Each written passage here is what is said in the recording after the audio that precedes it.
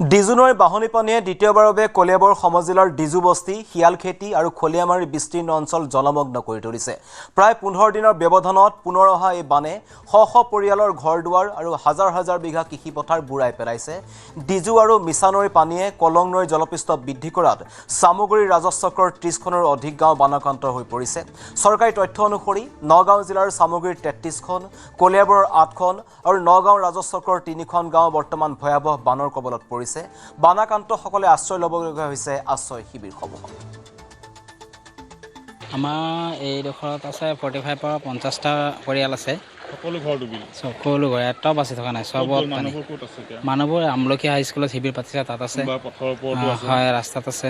আৰু এই কাষৰে হলিয়ামাৰী খিয়ালেখাতি অঞ্চলো ডুবিছে। হয়, তাতো পানী, চব জেগাত পানী। 15 দিন আগত পানী হৈ শেষ হ'ল, শুকাই গ'ল। আমি ঘৰলৈ উভতি আহিলোঁ।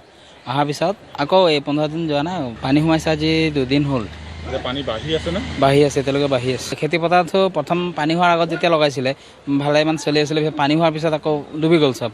আকৌ দ্বিতীয়বাৰ লগালে আকৌ পানী হ'ল। এতিয়া এইবাৰ লগালে 3বাৰ হ'ব।